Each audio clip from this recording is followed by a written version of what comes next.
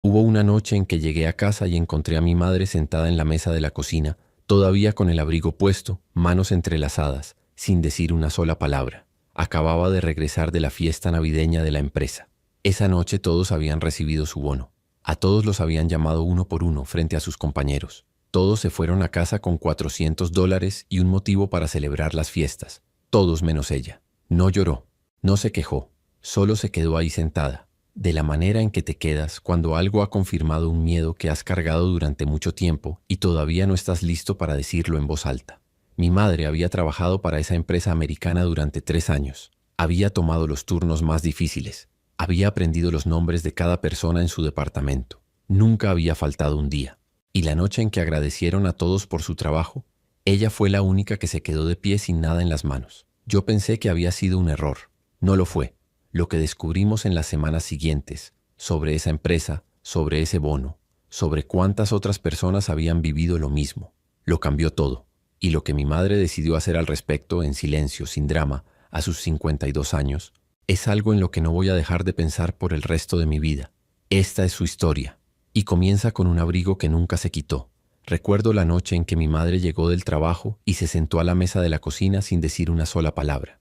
No se quitó el abrigo, no se sirvió el vaso de agua que siempre tomaba después de un turno largo. Solo se sentó ahí, con las manos entrelazadas sobre la mesa, los ojos fijos en nada. Y yo supe, como siempre sabes cuando creciste viendo a alguien cargar más de lo que debería, que algo se había roto en ella esa noche. No de manera ruidosa, no de manera dramática, solo en silencio, de la manera en que las cosas se rompen en las personas que han aprendido que hacer ruido sobre su dolor solo hace la vida más difícil. Mi madre, Rosa, tenía 52 años cuando consiguió el trabajo en Meridian Packaging Solutions, una empresa americana de tamaño mediano en las afueras de Dallas que fabricaba y distribuía contenedores industriales. Para la mayoría de la gente, era simplemente un trabajo de almacén. Horas largas, trabajo repetitivo, el tipo de puesto que nadie pone en una tarjeta de Navidad. Pero para mi madre, que había pasado la mayor parte de una década saltando entre trabajos de limpieza, cocinas de restaurantes y trabajo agrícola de temporada en 3 estados diferentes, Meridian era algo completamente distinto. Era estabilidad. Era una medalla de resistencia que finalmente había ganado después de años sobreviviendo en un país que nunca le hizo fácil sobrevivir a las personas que se veían como ella, que hablaban como ella, que venían de donde ella venía. Había llegado a los Estados Unidos desde Oaxaca cuando yo tenía 4 años. No recuerdo el cruce, pero he escuchado fragmentos de él con el paso de los años. Detalles que ella compartía tarde en la noche cuando bajaba la guardia, pequeñas cosas que luego guardaba rápidamente de nuevo, como si decirlas en voz alta las hiciera más reales de lo que podía soportar. Lo que sí sé es que llegó con casi nada y construyó casi todo desde cero. Aprendió inglés viendo televisión con un diccionario en el regazo. Memorizó rutas de autobús en ciudades donde no conocía a nadie. Trabajó empleos que pagaban por debajo del salario mínimo porque todavía no entendía que tenía derechos. Y para cuando lo entendió, ya había aprendido a no hacer olas. Para cuando yo tenía 28 años, ella llevaba 3 años en Meridian. 3 años de madrugadas y turnos nocturnos. De trabajar con dolor en el tobillo que se negaba a que le viera un médico porque no quería faltar días. De aprender los nombres y cumpleaños de cada persona en su departamento porque así era ella simplemente. Sus compañeros de trabajo la adoraban.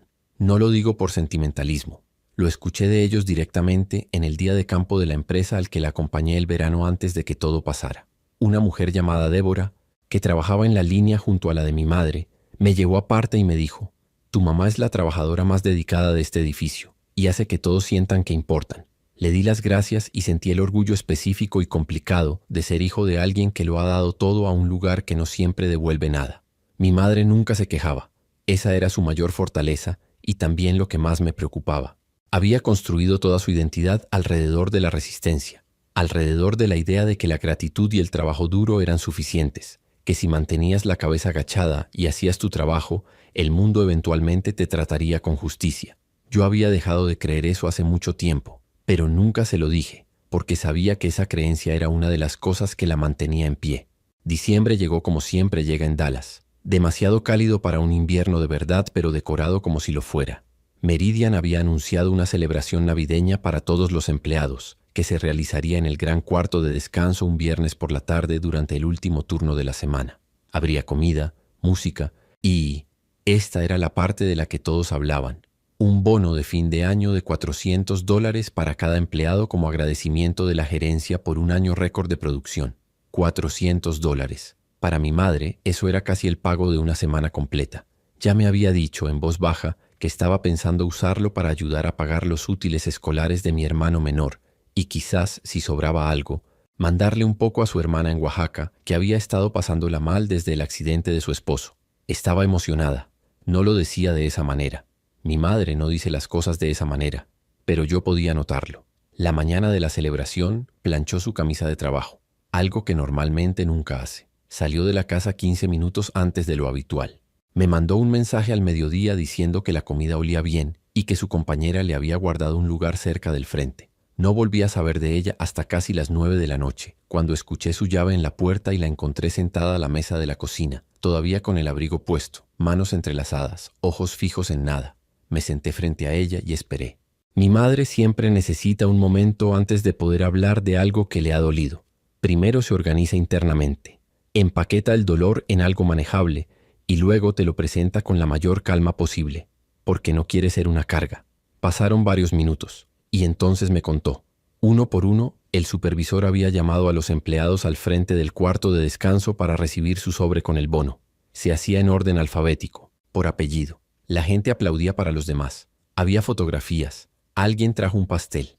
Mi madre se sentó en su silla cerca del frente y esperó su nombre. Esperó por la A y la B y la C. Esperó por todo el alfabeto.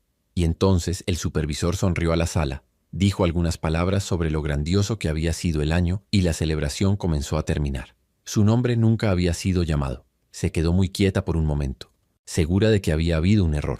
Luego se acercó al supervisor, un hombre llamado Greg que siempre había sido amable con ella, y le dijo con educación que creía que podría haber un error con la distribución del bono, y que su nombre no había sido llamado.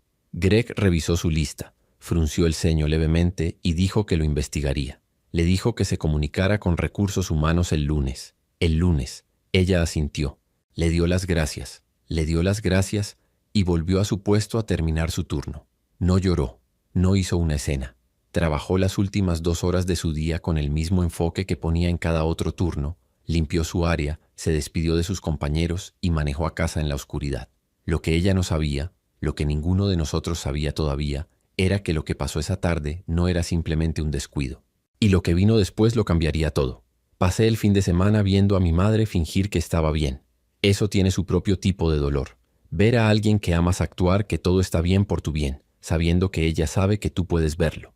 Y los dos eligiendo dejar que la actuación continúe porque desmantelarla costaría más de lo que cualquiera de los dos tiene energía para gastar. Preparó su café del sábado por la mañana de la misma manera de siempre. Llamó a mi tía en Oaxaca y habló 40 minutos sobre nada serio. Dobló la ropa mientras veía su telenovela y se rió en los momentos correctos. Pero yo notaba cosas. Noté que no volvió a mencionar el bono, ni una sola vez. Noté que se fue a dormir más temprano de lo habitual el sábado por la noche, y que la luz debajo de su puerta se quedó encendida por mucho tiempo después. Noté que el domingo, cuando mi hermano le preguntó si estaba bien, ella dijo claro que sí. «Mijo, ¿por qué no estaría bien?» Y cambió el tema con tanta naturalidad que él no lo pensó 2 veces. Yo lo pensé constantemente. Hay algo particular en ver a tu padre o tu madre inmigrante ser tratado como menos. Llega a un lugar en ti que la injusticia ordinaria no quite toca. Porque no se trata solo del incidente en sí. Se trata de todo lo que el incidente representa. Se trata de cada vez que fueron ignorados en una reunión y sonrieron a pesar de ello. Cada vez que alguien pronunció mal su nombre y lo dejaron pasar. Cada vez que trabajaron el turno que nadie más quería porque no se sentían con el derecho de decir no. El bono de $400 no era solo $400. Era un símbolo de si ella contaba o no. Y alguien en algún lugar dentro de ese edificio había decidido, aunque fuera por descuido, que no. El lunes llegó y mi madre fue a Recursos Humanos durante su descanso para comer. Había preparado lo que iba a decir. Lo sé porque me contó después que había practicado en el carro de camino al trabajo, repasando las palabras para asegurarse de sonar amable y profesional y no como alguien que estaba enojada, aunque lo estaba un poco. Aunque nunca lo habría admitido frente a ellos. Encontró a la representante de Recursos Humanos, una mujer llamada Patricia, y le explicó la situación en voz baja. Dijo que creía que podría haber habido un error con la distribución del bono y que su nombre no había sido llamado durante la celebración del viernes. Patricia buscó algo en su computadora. Desplazó la pantalla por un momento y luego le dijo a mi madre que según los registros, ella ya había recibido su bono. Mi madre dijo que eso no era posible, porque había estado presente todo el tiempo y su nombre nunca fue llamado. Patricia desplazó la pantalla de nuevo. Dijo que los registros mostraban que había sido procesado. Mi madre preguntó si podía ver el registro. Patricia dijo que tendría que escalar el asunto a su supervisor y que alguien le daría seguimiento a mi madre en un plazo de 3 a 5 días hábiles. 3 a 5 días hábiles. Mi madre le dio las gracias y volvió a trabajar. Me contó todo esto esa tarde con el mismo tono medido que usa cuando describe algo que le pasó a otra persona. Se había desconectado de ello lo suficiente como para transmitir los hechos sin derrumbarse, y yo me senté frente a ella en esa misma mesa de cocina y sentí que algo en mí se endurecía de una manera que no esperaba. No exactamente enojo, o no solo enojo, algo más específico. La claridad fría y particular que llega cuando te das cuenta de que un sistema no está fallándole a tu madre por accidente, que hay un proceso por el que la están pasando, y el proceso asume que ella no va a reclamar, que alguien, consciente o no, ha calculado que una mujer mexicana inmigrante de 52 años que ha pasado 3 años agradecida por su trabajo no va a causar problemas. Le pregunté si quería que la acompañara. Dijo que no. Dijo que ella podía manejarlo. Le creí. Pero también empecé a poner atención de una manera que antes no había tenido. La respuesta de 3 a 5 días hábiles nunca llegó. Pasó una semana, luego otra. Mi madre se comunicó con recursos humanos 2 veces más y cada vez le dijeron que el asunto seguía siendo revisado. No le dieron detalles, no le dieron el nombre de quien lo estaba revisando ni cuándo podía esperar una resolución. Le dieron la respuesta burocrática particular que dan las instituciones cuando esperan que un problema simplemente se rinda y desaparezca. Ella no se rindió, pero podía ver que la estaba desgastando. Lo que yo no sabía entonces, lo que solo entendería después, era que mi madre no era la única. Durante esas 2 semanas de espera, había mencionado discretamente la situación a una compañera de trabajo en quien confiaba, una mujer llamada Leticia, que llevaba en Meridian incluso más tiempo que ella. Y Leticia se había puesto pálida cuando lo escuchó. No pálida de sorpresa, pálida de reconocimiento. El tipo de palidez que significa que alguien acaba de confirmar algo que había sospechado durante mucho tiempo, pero que esperaba que no fuera verdad. Leticia le dijo a mi madre que la encontrara en el estacionamiento después de su turno. Me enteré de esa conversación 3 días después, cuando mi madre finalmente se sentó conmigo y me contó todo lo que había aprendido. Lo había estado guardando, analizándolo, tratando de decidir qué significaba y qué si acaso iba a hacer al respecto. Su voz era firme, pero sus manos no. Seguía alisando el mantel mientras hablaba, aplastando arrugas que no existían, y yo entendí que tenía miedo.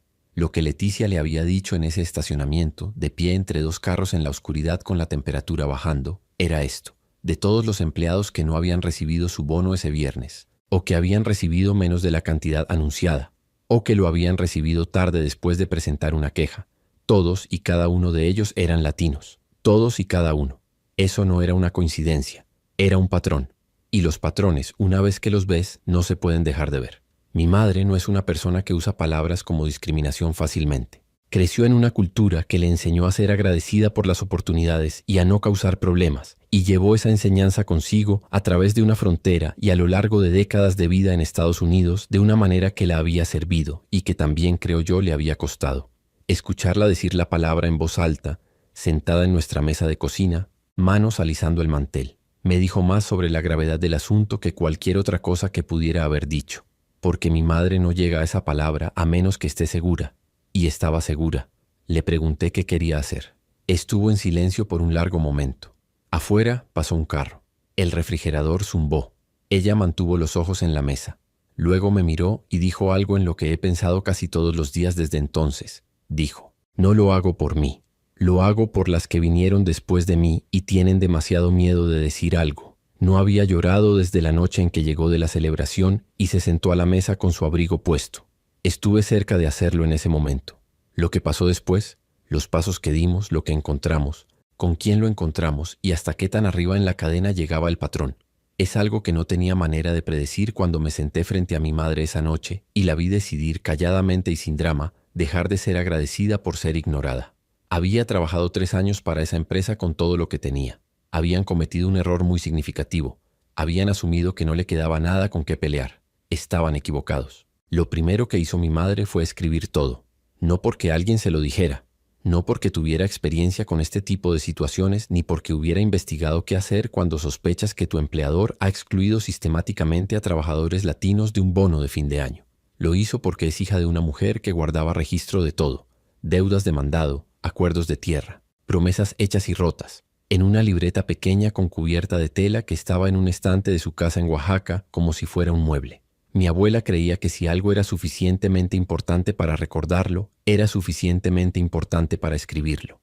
Mi madre había heredado esa creencia de la misma manera en que heredó sus pómulos y su terquedad y su absoluta incapacidad de dejar pasar una injusticia en silencio, una vez que había decidido dejar de dejarla pasar.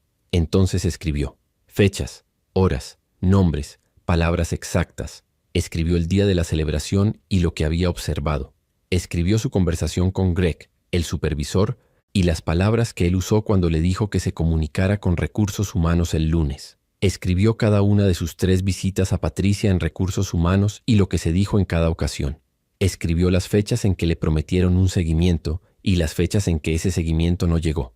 Escribió lo que Leticia le había contado en el estacionamiento, incluyendo los nombres que Leticia había mencionado, compañeras de trabajo que habían vivido situaciones similares y no habían dicho nada porque tenían miedo de perder su trabajo. La libreta se llenó más rápido de lo que esperaba. Yo ayudé donde pude. No soy abogado. Trabajo en logística, lo cual resultó ser más útil de lo que podrías imaginar. Porque entiendo la documentación y entiendo cómo las organizaciones mueven la información y dónde las cosas tienden a enterrarse. Empecé a investigar la ley laboral en Texas, específicamente sobre discriminación salarial e impacto desproporcionado, que es el término legal para cuando una política o práctica que parece neutral en la superficie produce resultados que perjudican desproporcionadamente a un grupo protegido. Lo que estábamos describiendo, si era lo que pensábamos que era, no era necesariamente alguien sentado en una sala decidiendo atacar a los trabajadores latinos. Podría haber sido un proceso, un sistema de filtrado, algo incorporado en el mecanismo de distribución de bonos que nadie se había molestado en examinar porque las personas a las que estaba perjudicando no tenían el poder ni la visibilidad para forzar un examen. O podría haber sido exactamente lo que parecía. Todavía no lo sabíamos, pero lo íbamos a averiguar. Leticia conectó a mi madre con otras 2 mujeres del piso del almacén. Una se llamaba Carmen, que llevaba 5 años en Meridian y había recibido su bono 2 semanas tarde, solo después de presentar una queja por escrito. Una queja de la que un supervisor de piso la había convencido discretamente de no escalar, asegurándole que el retraso era un error administrativo y que hacer un problema formal de ello solo retrasaría la resolución. Carmen le había creído. Había estado creyendo versiones de esa misma conversación durante 5 años. La otra mujer se llamaba Sonia, que había empezado en Meridian solo 8 meses antes de la celebración navideña y simplemente no había recibido ningún bono. Y cuando preguntó al respecto le dijeron que los empleados en periodo de prueba no eran elegibles, lo cual no era lo que el anuncio de toda la empresa había dicho, y lo cual no era, resultó ser, lo que se les había comunicado a los empleados no latinos que también llevaban menos de un año en la empresa, 2 de los cuales habían recibido sus $400 sin ningún cuestionamiento. Ese detalle, el detalle del empleado en periodo de prueba, fue la primera discrepancia concreta que encontramos. Era pequeña, pero era específica. Era el tipo de especificidad que se sostiene. Mi madre organizó la primera reunión en nuestra mesa de cocina un jueves por la noche, 9 días después de la celebración navideña. Había 5 mujeres en total, incluyendo a Leticia, Carmen y Sonia, sentadas alrededor de platos de comida que mi madre había preparado porque así es como ella recibe a las personas, incluso cuando la ocasión no es feliz. Yo me senté a un lado y tomé notas. La conversación fue en español y en inglés, y a veces en los 2 al mismo tiempo, y duró casi 3 horas, y al final había un documento compartido en mi laptop con una línea de tiempo de eventos, una lista de nombres y experiencias correspondientes, y una serie de preguntas que necesitábamos responder antes de poder decidir qué hacer. La pregunta más importante era si había más personas. Las había. Durante las siguientes 2 semanas, la voz corrió discretamente entre los trabajadores latinos de Meridian. Y quiero tener cuidado aquí, porque no exagero cuando digo discretamente. Eran personas con familias que mantener y estatus migratorios que proteger e hipotecas y pagos de carro y familiares enfermos y todas las razones materiales ordinarias por las que una persona no decide fácilmente alzar la voz contra un empleador. Se acercaron con cuidado, uno por uno, a través de personas en quienes confiaban. Algunas solo querían compartir su historia de manera anónima. Algunas estaban dispuestas a agregar sus nombres al documento. Algunas vinieron a las reuniones en la mesa de cocina. Algunas mandaron mensajes a través de Leticia diciendo que no podían asistir, pero querían que supiéramos lo que les había pasado. Para cuando dejamos de contar, habíamos documentado 11 empleados cuyas situaciones con el bono tenían algo irregular.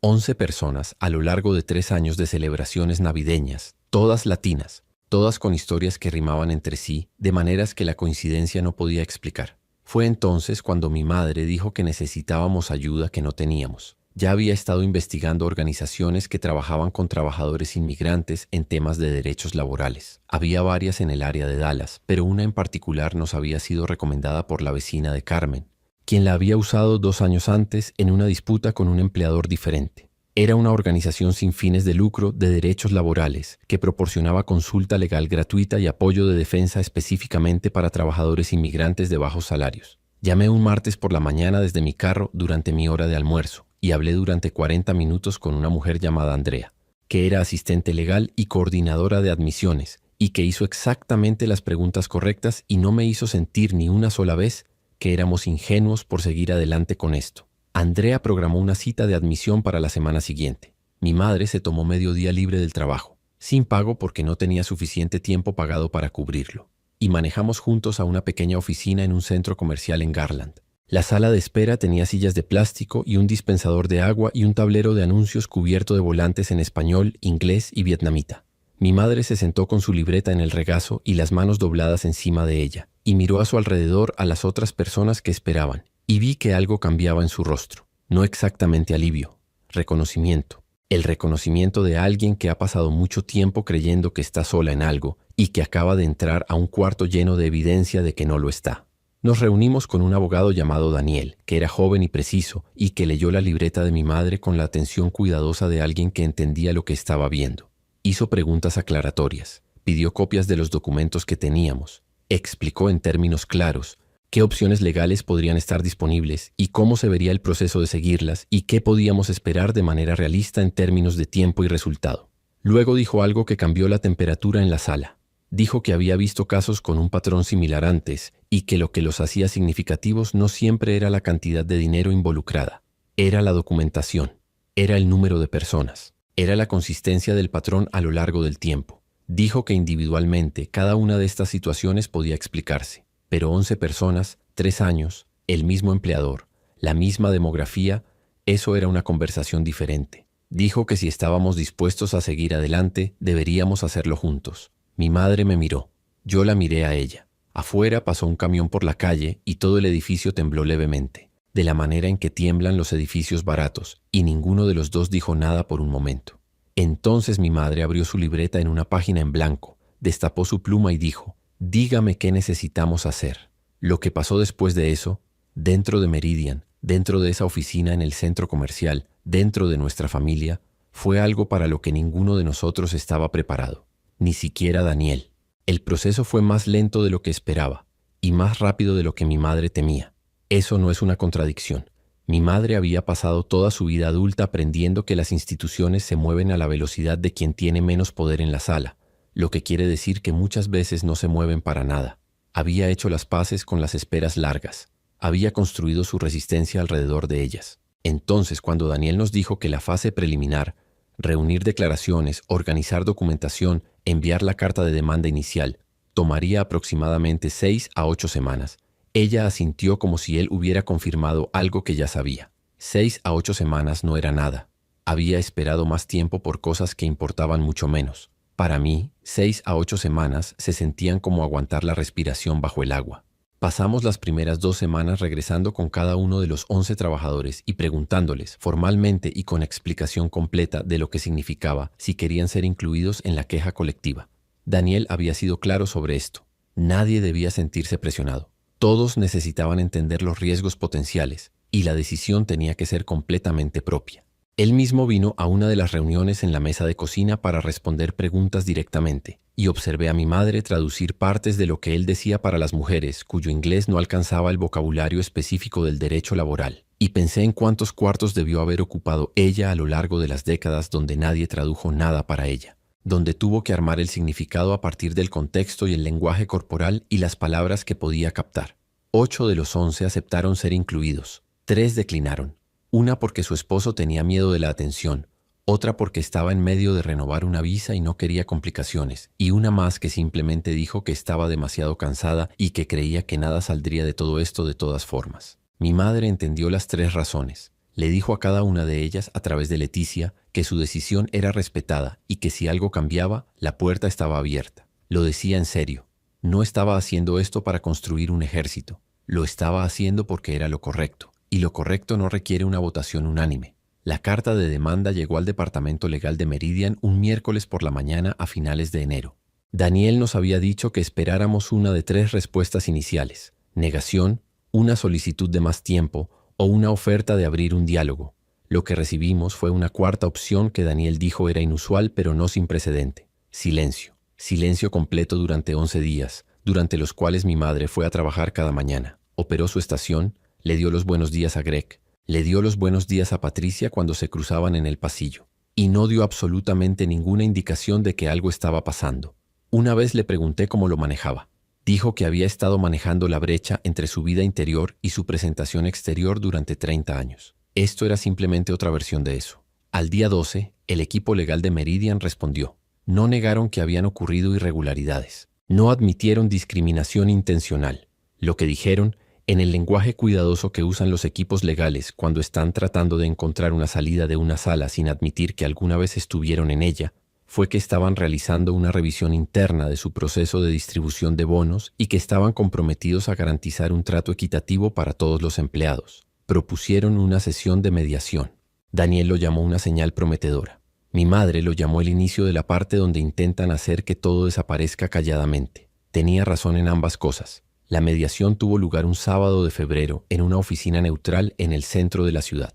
Mi madre usó su abrigo bueno, el azul marino que guarda para las cosas que importan, y se sentó en una mesa larga frente a 2 representantes del Departamento de Recursos Humanos de Meridian, su asesor legal, y una mediadora profesional llamada Rosalind, que tenía la energía específica de alguien que ha estado sentada entre partes enojadas durante tantos años que ha alcanzado una calma permanente que resulta profundamente reconfortante o levemente desconcertante dependiendo del momento. A mí no me permitieron entrar a la sala. Me senté en la sala de espera durante 4 horas y 40 minutos y tomé 3 tazas de café terrible y revisé mi teléfono aproximadamente cada 90 segundos. Mi madre salió viéndose compuesta de la manera en que las personas se ven compuestas cuando han gastado hasta la última onza de energía disponible en mantenerse compuestas y no les queda nada para nada más. Se sentó junto a mí y estuvo en silencio por un momento. Luego dijo, ofrecieron dinero.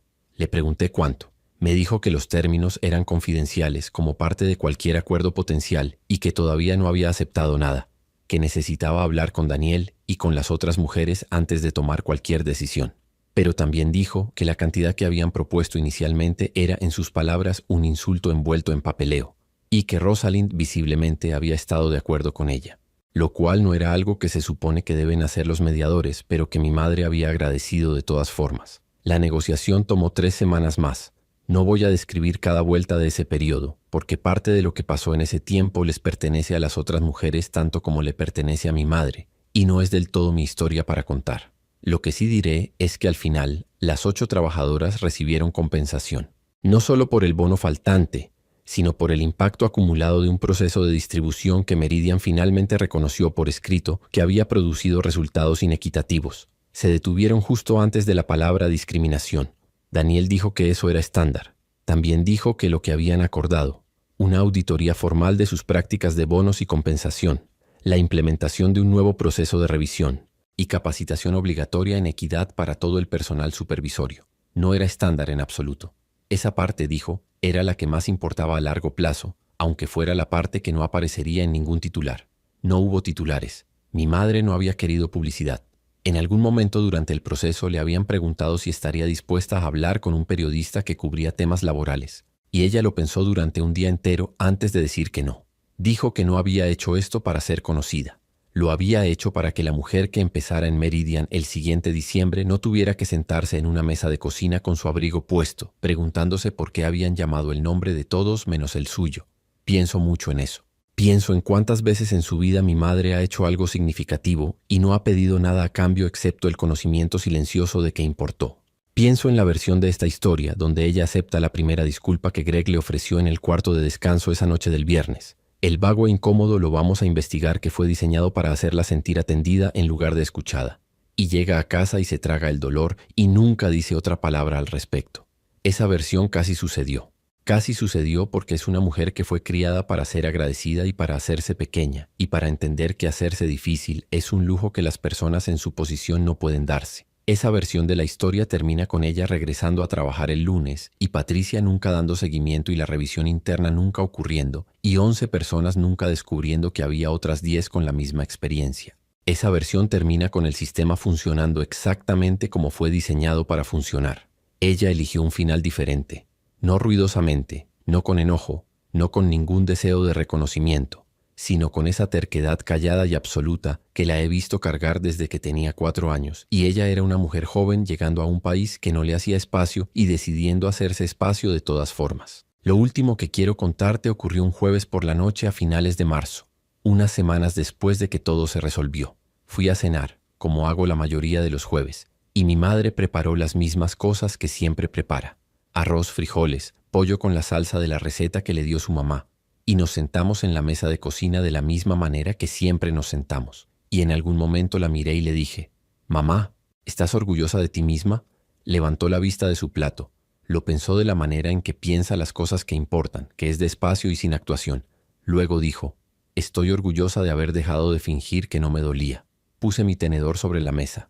Miré a esta mujer que alguna vez tuvo 4 años, en una casa en Oaxaca, con una abuela que guardaba registro de todo en una libreta con cubierta de tela, que cruzó una frontera cargando casi nada, que aprendió inglés de un televisor, que trabajó 30 años de empleos duros y nunca paró, que se sentó en una mesa con su abrigo azul marino y miró a una corporación a los ojos y dijo, «Yo cuento». Y pensé en todo lo que es invisible en la vida de una persona, toda la resistencia, todo el dolor tragado, todas las mañanas que se levantó cuando tenía todas las razones para no hacerlo. Mi madre tenía 52 años de esas mañanas detrás de ella, y apenas estaba empezando.